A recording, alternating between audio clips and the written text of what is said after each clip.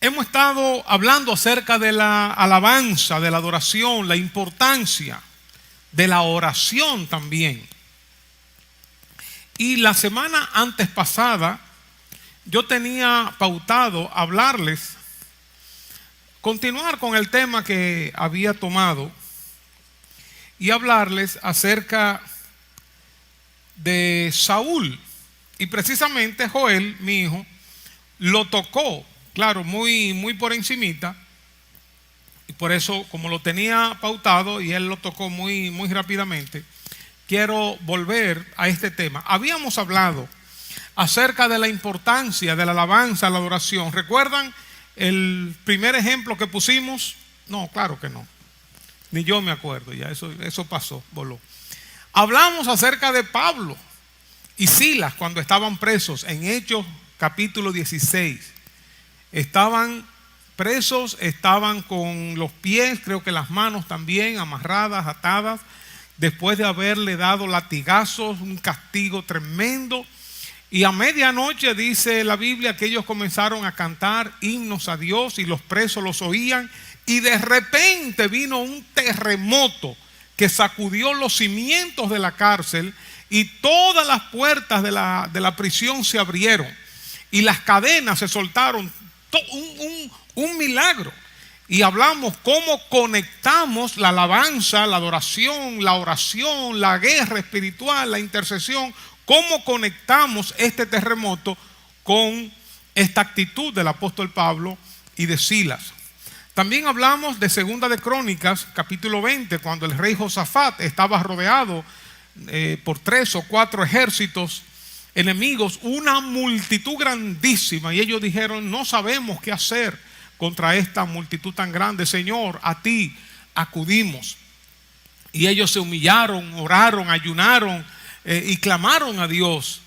Y de buenas a primeras ellos pusieron a los cantores para salir, para ponerse al frente en lo que el ejército salía para la pelea.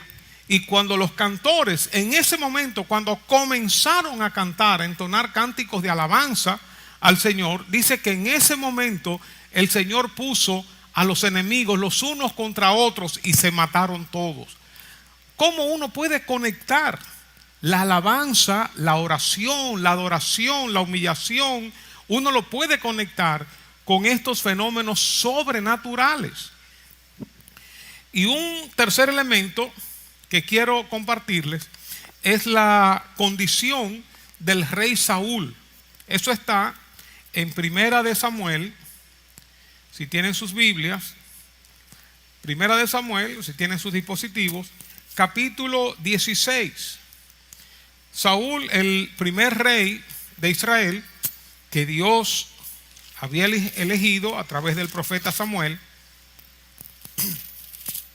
Sin embargo, Saúl desobedeció en varias ocasiones y Dios lo desechó y eligió a David, quien fue su sucesor.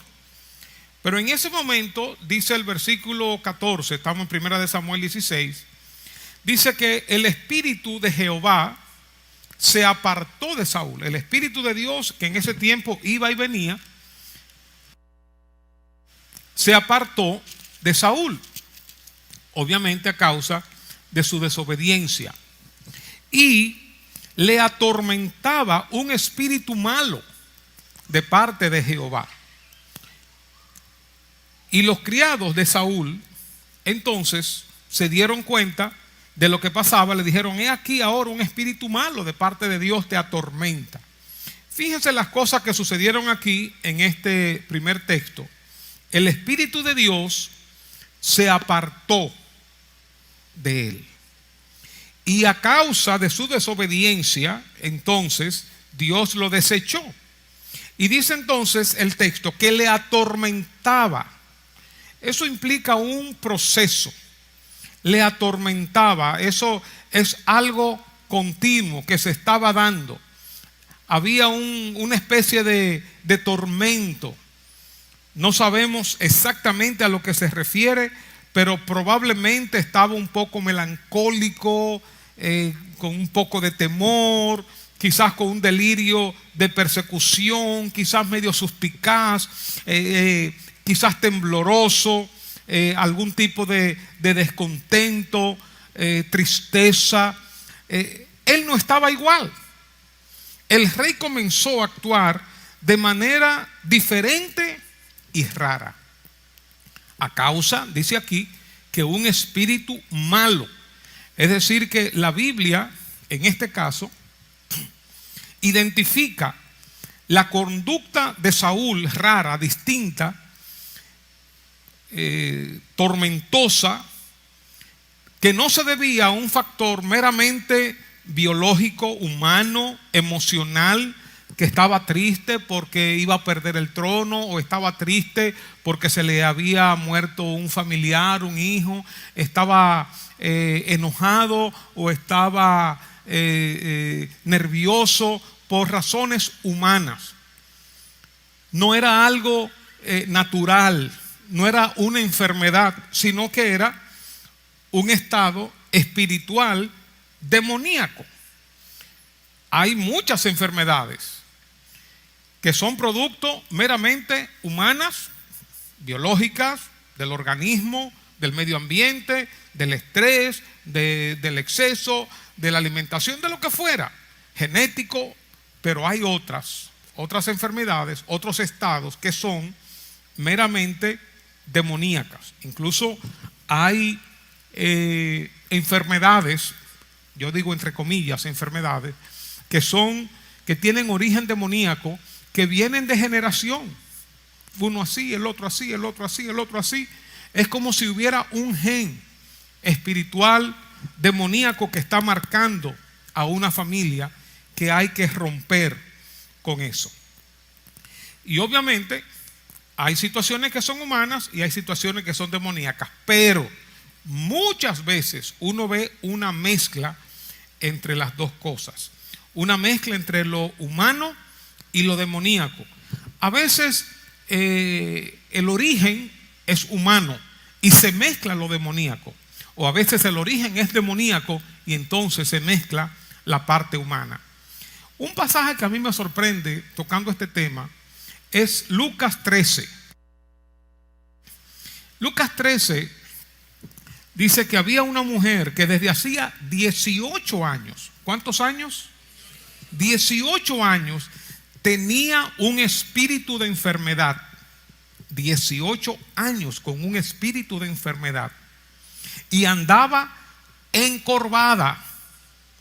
Y dice que en ninguna manera se podía enderezar. Una mujer encorvada.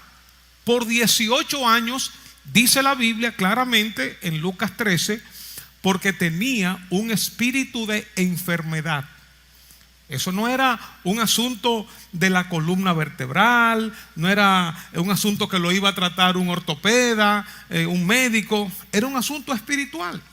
Y Jesús la sanó, la llamó, le dijo: mujer, eres libre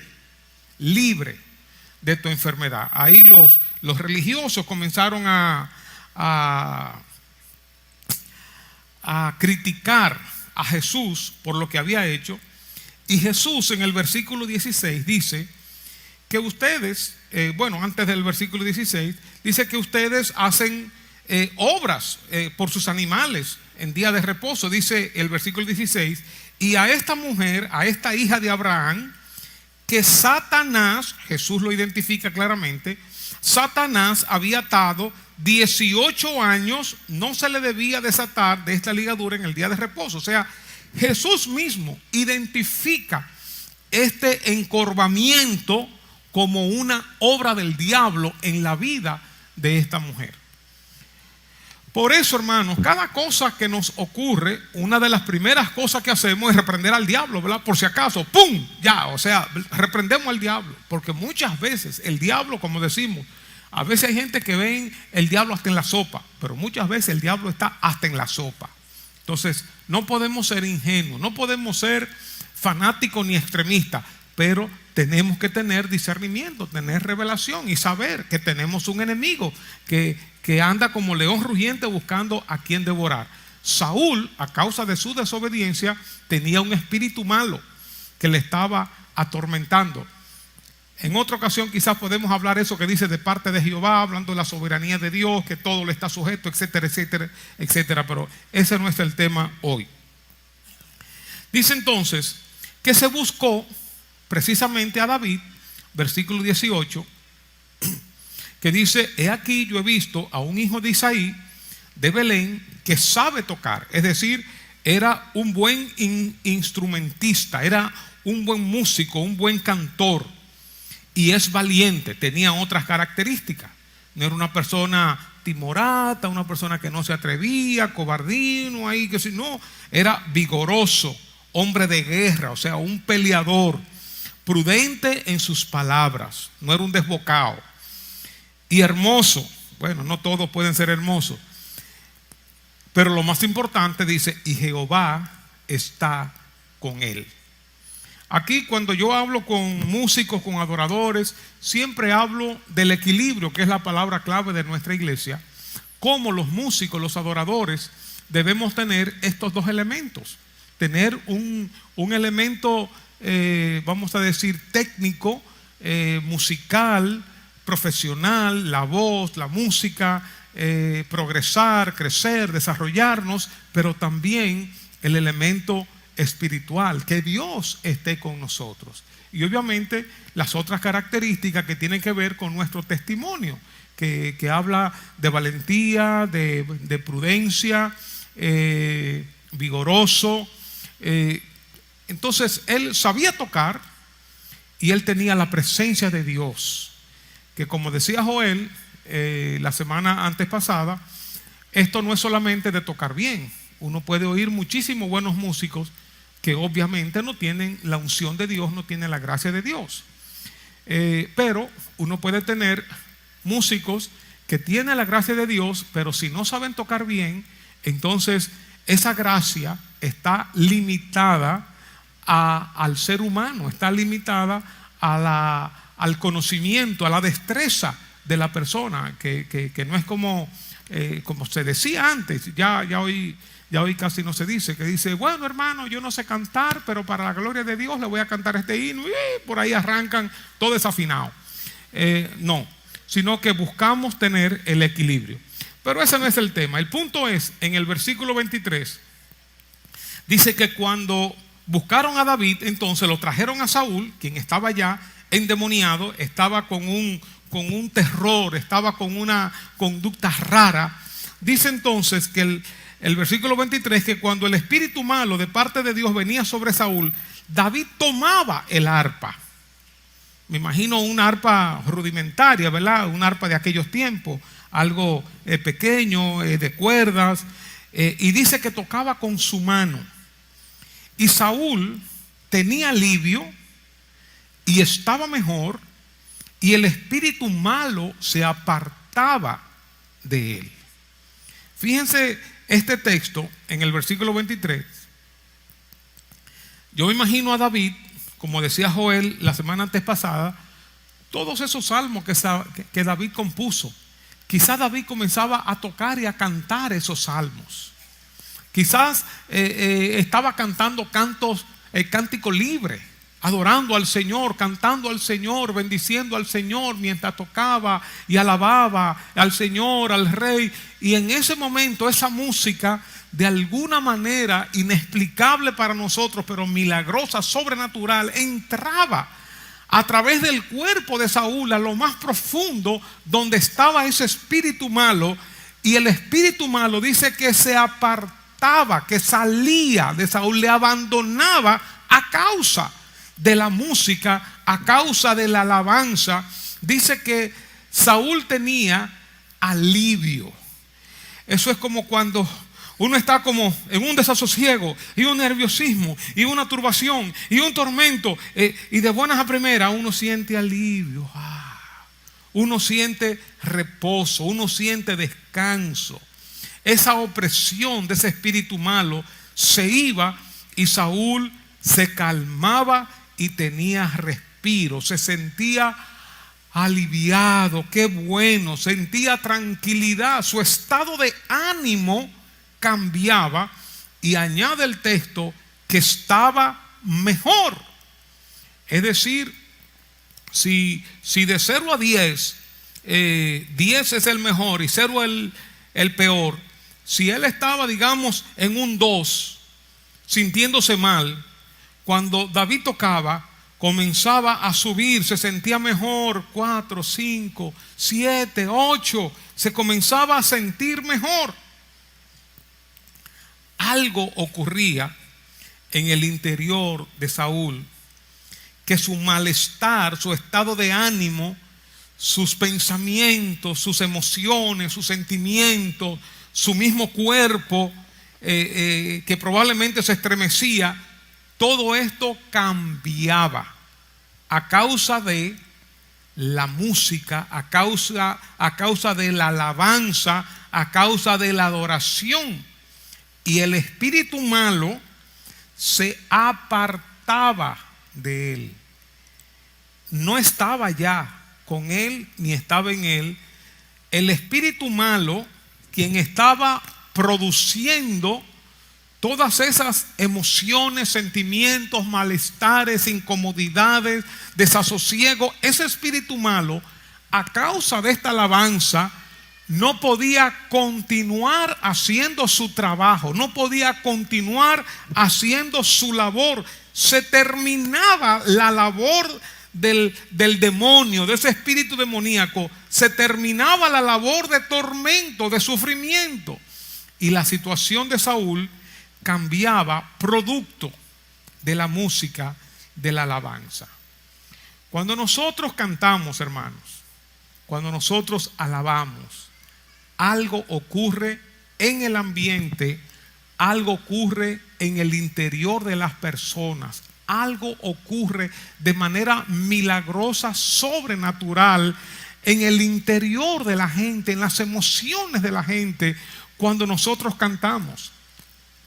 Yo no sé si ustedes han escuchado a las personas que vienen aquí por primera vez, cuando hacemos la famosa encuestica de las cosas que le impresionaron, que les gustaron cuando llegaron aquí. Una de las cosas que dicen es como la atmósfera espiritual, como algo, la música, los cánticos, no lo saben expresar, pero es la presencia de Dios. Incluso la gente dice, yo no sé por qué razón, yo comencé a llorar, como que un algo, el Espíritu Santo, a través de la alabanza, a través de la adoración, a través de los cánticos, comienza a operar en el corazón de la gente. Ahí hubiera sido bueno un fuerte amén. Aleluya. Y nosotros tenemos esa herramienta, poderosa herramienta, que podemos cantar. No necesitamos ser músicos, no necesitamos ser cantores. Lo que necesitamos es tener un corazón de adoración. Tú solo, tú sola, ya en tu casa o en la oficina, como sea, en tu corazón tú estás entonando cánticos, o te encierra en tu habitación, te encierra en el baño, en lo que fuera, y la atmósfera comienza a cambiar. El diablo, yo no sé cómo esto opera, pero el diablo no resiste esto cuando nosotros comenzamos a alabar, a adorar al Señor. Siempre tengo que contar este testimonio en un campamento que estábamos allí en La Vega, y hubo un momento de una alabanza, una adoración tremenda. Y yo vi en mi espíritu, hermano, eso yo lo vi en mi espíritu, no con los ojos humanos, carnales, naturales. Yo vi en mi espíritu como si fuera un río de demonios saliendo corriendo del lugar donde estábamos, producto de la alabanza, de la adoración exuberante, extraordinaria, ruidosa que estábamos teniendo en esos momentos. Ahora, ¿cómo uno alaba a Dios? Tenemos diferentes formas de alabar a Dios. Por ejemplo, el Salmo 66 nos dice una de las formas de alabar a Dios. Dice el Salmo 66, ¿lo tenemos ahí? Aclamad a Dios con alegría toda la tierra. Cantad. ¿De qué manera? Cantando. Cantad la gloria de su nombre, poned gloria en su alabanza. Sigue el próximo. Decid a Dios, cuán asombrosas son tus obras, por la grandeza de tu poder se someterán a ti tus enemigos. Y toda la tierra te adorará y cantará a ti. Cantarán a tu nombre. Una forma que tenemos de alabar al Señor es cantando. Y yo digo, hermanos, lo he repetido mucho, que yo creo que Dios tiene un filtro así grande en el cielo, que no importa cuán desafinado tú cantes, Dios lo oye afinadito allá arriba, porque tú cantas con el corazón, tú cantas con tu espíritu. Dice también el Salmo 96, versículo 1 y versículo 2. Cantad a Jehová cántico nuevo. Cantad a Jehová toda la tierra. Cantad a Jehová, bendecid su nombre, anunciad de día en día su salvación. A través del cántico nosotros anunciamos la grandeza de Dios. Decimos cuán grande es Él. Dice también el Salmo 47, versículo 6 y versículo 7. Cantad a Dios, cantad, cantad a nuestro Rey, cantad. Porque Dios es el Rey de toda la tierra, cantad con inteligencia. Así que una de las formas de alabar al Señor, ¿cómo es? Cantando, hermanos. Por eso cuando estamos aquí en alabanza, no te quedes ahí callado, así, timorado, claro, qué sé yo cuánto, con la pereza. No, no solamente aquí, sino también en tu vehículo tú puedes ir cantando, en tu casa tú puedes ir cantando, tú puedes estar cantando, donde quiera tú puedes cantar y alabar al Señor. Pero también la Biblia habla de instrumentos musicales. El Salmo 150 es maravilloso. El Salmo 150, versículo 3 al 5. Dice, alabadle a son de bocina, alabadle con salterio y arpa, alabadle con pandero y danza, alabadle con cuerdas y flautas, alabadle con címbalos resonantes, alabadle con címbalos. Címbalos son platillos, con címbalos de júbilo. Todo lo que respire, alabe a Jehová. Así que le alabamos también con instrumentos de música. Yo no sé cómo todavía hay iglesias que dicen que no permiten la música. Incluso hay iglesias que no tienen ningún instrumento, porque ellos dicen que la iglesia primitiva no tenía instrumentos de música. Claro que no iban a tener instrumentos de música como lo conocemos hoy. Ellos alababan al Señor, quién sabe con qué tipo de instrumento y qué sabemos nosotros si tenían unos instrumentos. Pero la cultura judía era de alabar al Señor con todo lo hierro, con todos los instrumentos que ellos tenían a mano. Esa era la cultura. Pero también la Biblia dice que le alabamos con las manos. Oigan lo que dice el Salmo 98:4. Cantad alegres a Jehová toda la tierra. Levantad la voz. ¿Y qué dice? Aplaudid, aplaudid, aplaudiendo. Nosotros alabamos al Señor. Dice en el Salmo 47:1. Pueblos todos, batid las manos. Aclamad a Dios con voz de júbilo. Yo no sé cómo es batir, si será así, si será así, si será de alguna manera, ¿verdad? Batir las manos, aleluya, aleluya, gloria a Dios. Así que podemos alabar al Señor aplaudiendo, batiendo las manos, cantando. Dice también en el Salmo 63:4. Te bendeciré en mi vida, en tu nombre alzaré mis manos. También alzando las manos nosotros bendecimos al Señor. Yo sé que los hermanos cuando vienen al Señor, ¿verdad? Cuando son nuevecitos, le da vergüenza levantar las manos. Entonces ellos comienzan así, poquito a poquito, poquito a poquito. Ustedes no saben que hay un elástico, hay una soguita que los hermanos tienen aquí, que les impide subir la mano, pero llega el momento en que el Espíritu Santo le corta la soguita, ¡pam!, y sube la mano. Así que gloria a Dios, sube bien tus manos y alaba al Señor con toda libertad. ¡Aleluya! Gloria a Dios. También dice el Salmo 98, versículo 4. Salmo 98, versículo 4. Cantad alegres a Jehová toda la tierra. ¿Y qué dice?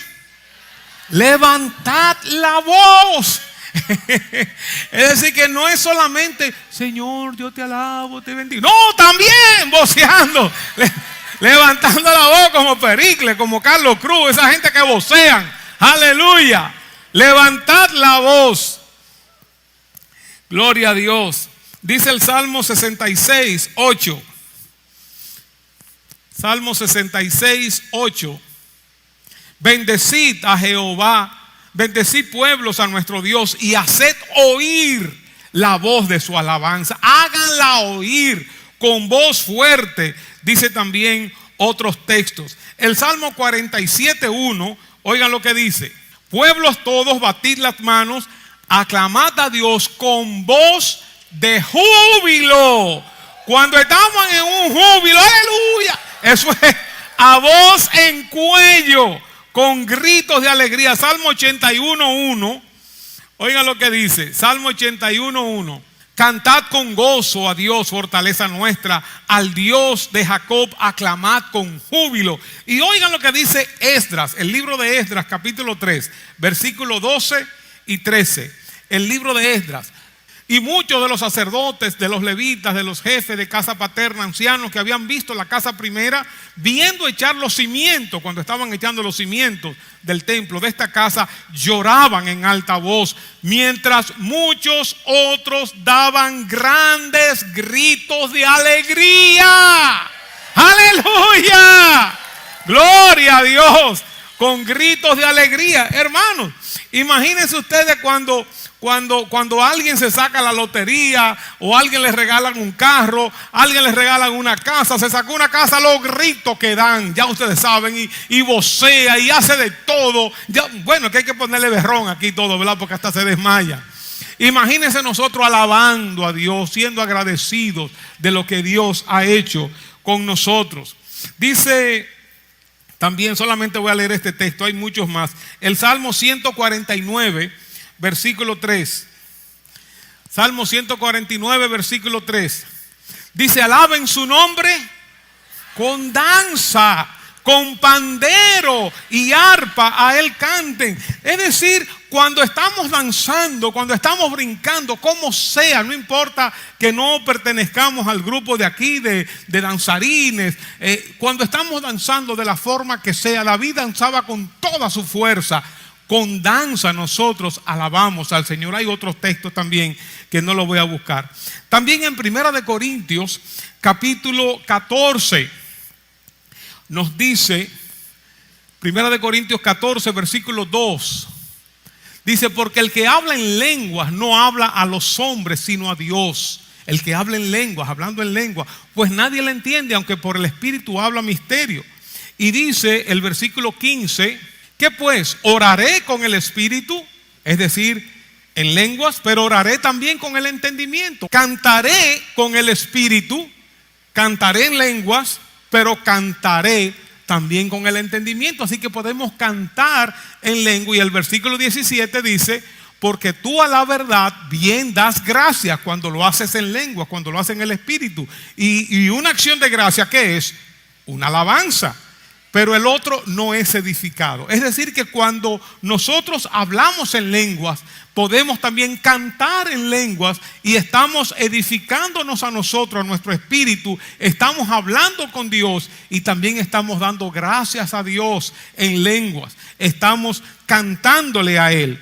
También la Biblia enseña, y ya no vamos a buscar estos textos, que le adoramos de pie, le adoramos arrodillados, de diferentes formas. Ahora, déjeme cerrar con los obstáculos. ¿Cuáles son los obstáculos para que nosotros no alabemos a Dios? ¿Quién se interpone? ¿Quién no quiere que alabemos a Dios? ¿Quién no quiere? El diablo. El diablo no quiere que alabemos a Dios, ¿verdad que no? No, el diablo no quiere que alabemos a Dios, y pone pensamientos y pone emociones, afecta en nuestra mente. El diablo no quiere. Lo que Dios más quiere es lo que el diablo menos quiere. Por eso la Biblia dice que Dios está buscando adoradores que le adoren en espíritu y en verdad. Por eso el diablo no quiere que adoremos a Dios. Pero también cuando nosotros estamos en pecado, cuando nosotros ofendemos a Dios, uno está como que uno no puede alabar y adorar a Dios. Son obstáculos para la alabanza, para la adoración. Pero también cuando uno siente vergüenza o siente temor, como la esposa de David, que David estaba danzando cuando estaban trayendo el arca, estaba danzando y alabando a Dios. Y su esposa le dijo: pero mira cómo tú has quedado, todo el rey brincando ahí delante de todo el mundo, como qué vergüenza, que tú, eso no se debe hacer. Muchas veces cuando uno tiene vergüenza, uno no se atreve, el temor, la inseguridad hace que frene la alabanza, la adoración. También la falta de comunión diaria con Dios. Si uno no está enchufado, conectado diariamente en una relación con Dios, cuando uno viene a la iglesia, cuando uno se reúne, uno como que no tiene como el carro como aceitado, ¿verdad? Uno como que le cuesta, porque uno no está en esa rutina diaria de alabar al Señor, de comunión, de intimidad con Dios. A veces también influencia del mismo medio ambiente que se pone pesado, cargado. O también a veces hay enemistades. Si tengo problemas con alguien, eso se hace difícil también. Hay que arreglar las relaciones, así como dice el Señor, que si tú traes tu ofrenda al altar y allí te acuerdas que tu hermano tiene algo contra ti, ve y resuélvelo. Así que, hermanos, es el tiempo de alabar a Dios.